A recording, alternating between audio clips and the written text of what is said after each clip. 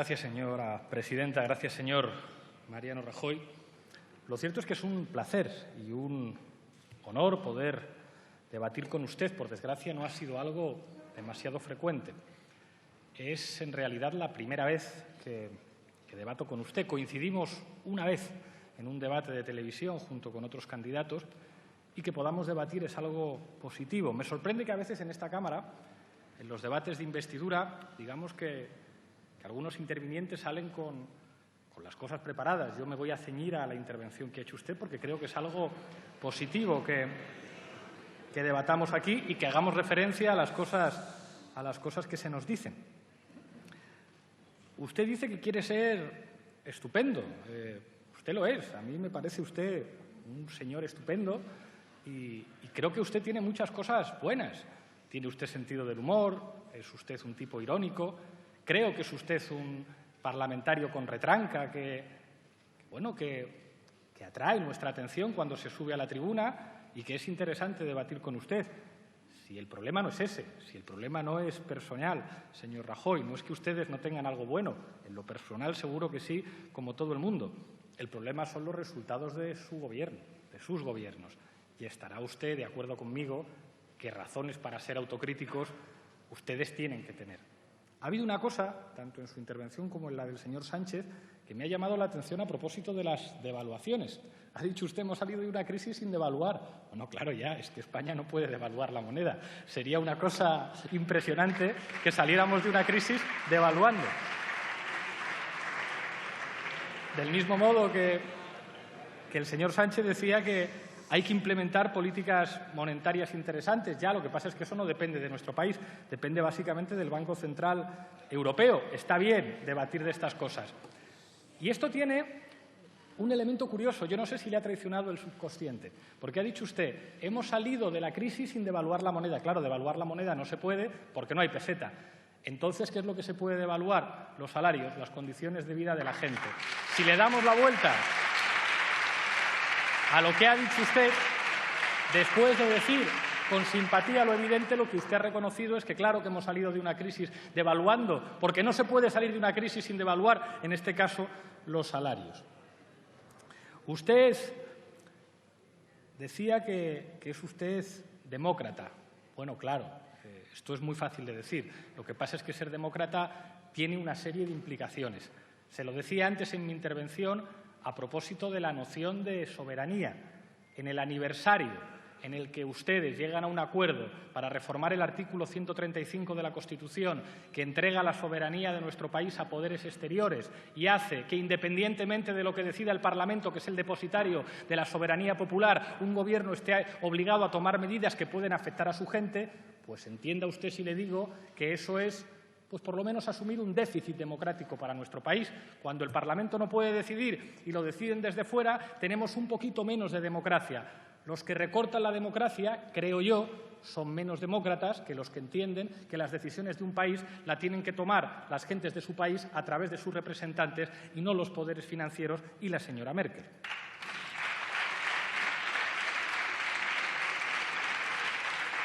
Creo que ha sido usted imprudente al hablar de la obligatoriedad de determinados símbolos. No quería volvérselo a recordar, pero es que su partido lo fundaron unos señores que obligaban a hacer el saludo romano y que a veces juraban sus cargos con camisa azul. Entonces, cuando hable usted de la obligatoriedad de signos, tenga usted un poquito de decoro, porque a España no se le olvida de dónde vienen ustedes. A España no se le olvida que su partido lo fundan los cuadros de una dictadura.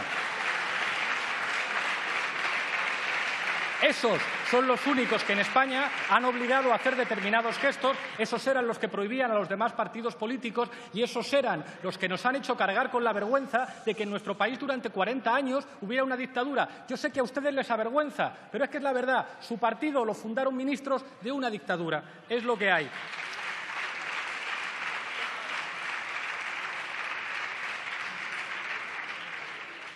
La gente. Si el problema aquí no es ¿a quién le vota cada uno? Si a usted le vota a mucha gente, como a nosotros también. El problema es las medidas que uno decide y si esas medidas están cerca de la gente o no están cerca de la gente. Ha dicho una cosa que me ha sorprendido usted. Ha dicho, a mí el IBEX 35 no me presiona y no me pone un piso.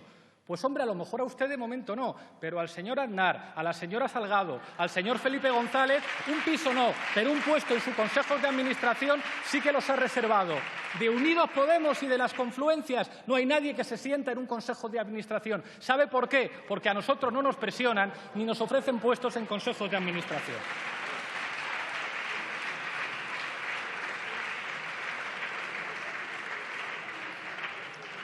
Ha dicho usted también, a propósito de la soberanía, que a usted no le presiona nadie y que hacer política, al fin y al cabo, es trabajar para la gente.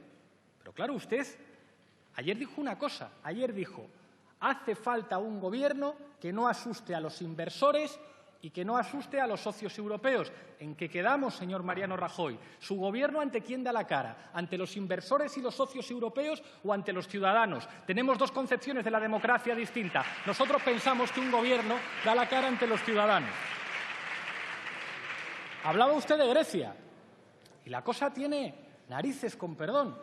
Resulta que, como consecuencia de la gestión de su partido hermano en Grecia, Nueva Democracia, donde el señor Lucas Papademos, como al parecer hizo Montoro también, falseaba la contabilidad, resulta que convierten a un país de la Unión Europea en un protectorado y usted lo celebra.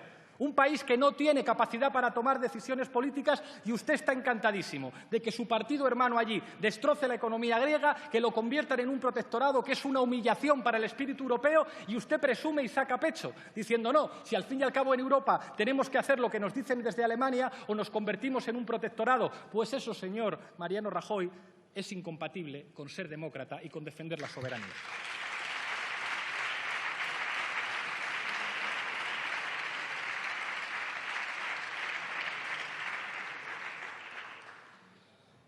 Los datos.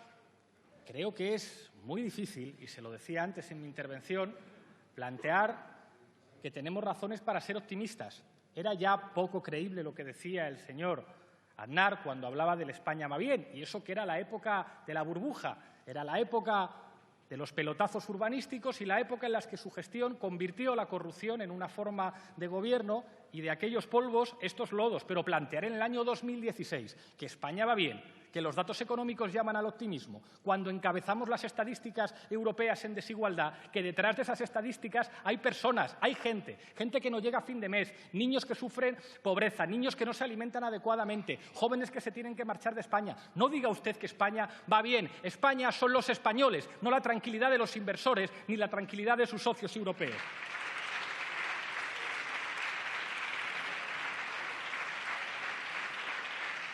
Ha dado usted un dato, que es los datos de consumo, que esto es un poco como lo de la devaluación, que no depende de usted. Claro, cuando resulta que la relación euro-dólar cambia, cuando los precios del petróleo cambian y cuando, además, los últimos meses de su gestión ustedes empiezan a hacer lo que algunos decimos que hay que hacer, políticas más expansivas, aflojar un poco más, entonces hay algunos datos del consumo que llaman al optimismo. Pero a partir de lo contrario a lo que hacen ustedes. Si ustedes reducen los salarios, si ustedes aumentan la precariedad laboral, ¿cómo va a aumentar el consumo? Usted dirá, no, nuestras reformas laborales no han contribuido a disminuir la capacidad negociadora de los trabajadores, sus salarios y sus condiciones. Entonces, ¿por qué les hicieron una huelga general? A ustedes y a ustedes, a los dos huelgas generales por sus reformas laborales. Eso lo hacen los trabajadores porque sus reformas impiden su capacidad negociadora, disminuyen los salarios y aumentan la precariedad. Y eso se traduce en menos consumo, señor Mariano Rajoy.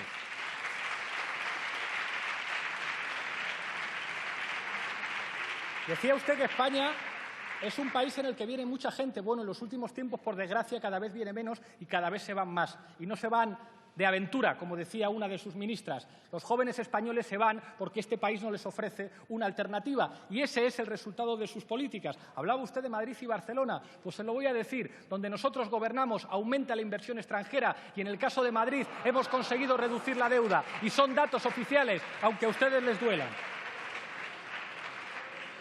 Voy terminando. Hay una cosa que ha dicho usted que es verdad, completamente cierta. Hay tres opciones en este país. O repetición de elecciones, o un gobierno de ustedes, mediante un acuerdo con el Partido Socialista, porque si no, no hay manera, o un gobierno a través de un acuerdo del Partido Socialista con nosotros. ¿Y sabe lo que se está jugando en esas tres opciones? Básicamente dos ideas de España. Su idea de España tiene que ver con usted. Es impresionante. Usted ha dicho que cuando yo critico a su partido y a su gobierno estoy criticando a España. España no es usted, España no es su gobierno, España es la gente, no son los inversores, no son los socios europeos. Para nosotros, que somos una fuerza política, les recuerdo, de ámbito estatal, con resultados electorales importantes en todo el territorio. Es muy difícil plantear un proyecto colectivo, un proyecto de hermandad, cuando se es una fuerza política subalterna, como son ustedes en Cataluña y como son ustedes en el País Vasco. Yo le digo, nuestra idea de España es con sus pueblos y con sus gentes dentro, porque este país es la gente que compone este país, no son las banderas que llevan algunos en la pulsera mientras tienen cuentas en Suiza o en Andorra. Esa es la diferencia de la idea de España que nosotros tenemos. Para nosotros España son sus pueblos y sus gentes.